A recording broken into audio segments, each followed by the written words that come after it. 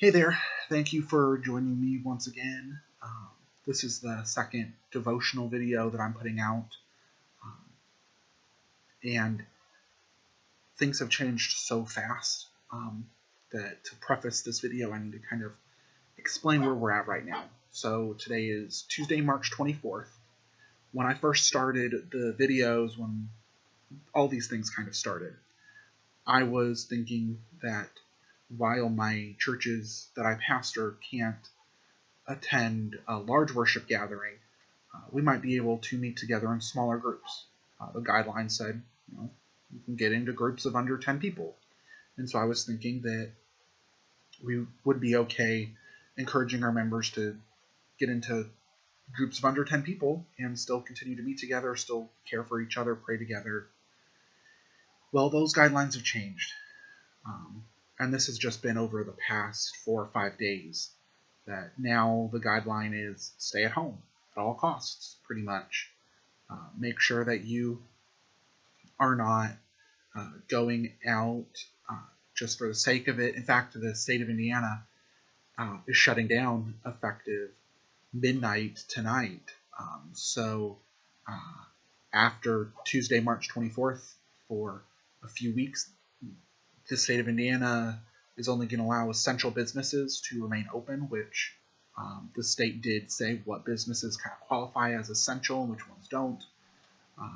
If you are not going to or from your essential business as an essential employee, then you are supposed to stay home or only travel with what's considered essential travel.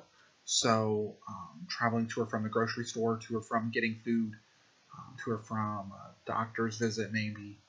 Of course, the state can't tell us that we can't go outside, so you can still walk places, but as far as going to places where you're going to be gathering with other people, that's being stopped effective midnight tonight. And it makes it very hard because as Christians, I'm still called to love people. I'm still called to show love to people, to share God's love with my community, but now I can't get out into my community in nearly the same way that I could before. And this devotional, I hope, inspires you with a way to try to do that, or inspires you to think up ways to try to do that. So this is a story given by Christian author and speaker Bob Goff. Bob Goff is a lawyer who has devoted his life to just loving people. Wrote a book called Love Does, where he shares stories about how love is an action, and he takes actions to share love with people. Some of them smaller, some of them huge, radical acts of caring and love to people. Bob Goff wrote another book recently called Everybody Always, again, continuing the same kind of idea. And every time you hear some of his stories, they kind of challenge you because, at least for me, I'm thinking, well, I'm not sharing love with people like that. Every time I read them, I'm inspired to think of how can I make that work for me, whether I'm doing the same type of thing or whether I am doing something different still, like how can I try to show God's love in that way. And the story that I just recently received through my devotional email, again, it's like Devotionals Daily, Faith Gateway Today, but the email that I recently received was a story about a woman named Carol.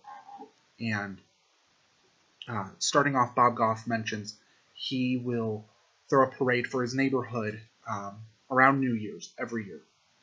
And it started off with just kind of his family carrying some balloons around the neighborhood, doing a little parade.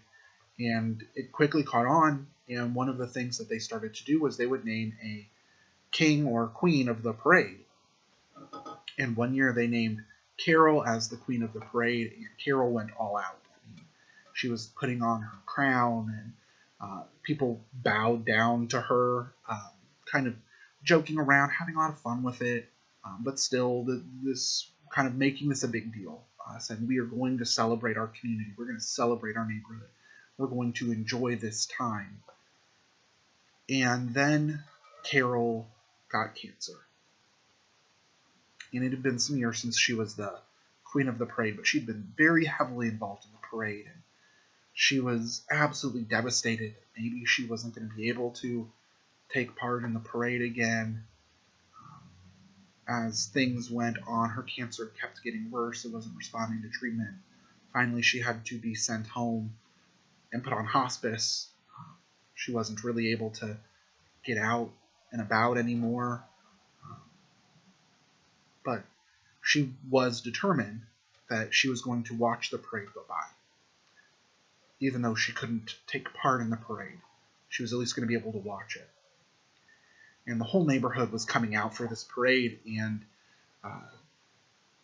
the parade kind of agreed together that this year they were going to change the parade route.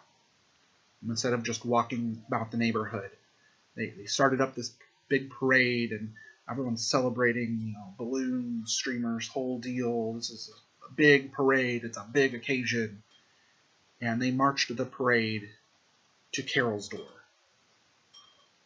to celebrate her, to include her in this massive celebration of the neighborhood that she had cared for so long, that she kind of owned as her own, this big celebration. They decided to make it a celebration of her, and they marched up to her door and shared love with her, and it just brought a huge smile to her face, and everyone was so excited. She was so excited that they could all love each other in this unique way. Carol passed away shortly after this, but it was very well known that in a very powerful way, love was shown to someone who desperately needed some love and encouragement.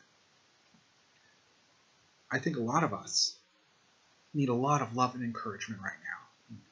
This is going to be hard, and there are a lot of people making a lot of hard decisions. There's a lot of small businesses that are going to be struggling. A lot of those non-essential businesses that have to shut down now, they're going to struggle. The people who work for them, the people who own them, are going to really struggle because, yeah, there are now ways that the state and the federal government are kind of stepping in to help take care of the paycheck, but your job is so much more than a paycheck. They're going to feel lost. A lot of people are feeling lost. A lot of people just need someone to talk to, need someone to know that they care about. And right now, again, we're not supposed to personally visit a lot of people because that's how this bug will spread, and things will only get worse, and it will only take longer for us to get out of this quarantine if we are going about visiting a bunch of people. But I still want to present the challenge. How can we show love to people the way that parade showed love to Carol? And maybe you're going to avoid getting around people, but is there a way that you can show love to people? Is there a way that you could remind people how much you care about them, how grateful you are that they're around? Can you do what you can to just love on the people there as much as possible? Love people around you. I know it's going to be hard to do now that we've lost some of the main ways that we show love to people. But if we've ever needed to try as hard as we can to love on ourselves and love on others, it's now. So I would encourage you, find a way. Let's find ways to show love to the people around us who are very hurt, who are going to be very alone and very discouraged in this time. So I hope that story was a little bit inspiring. Again, I'll try to continue posting some of these devotional videos. Thank you very much, guys.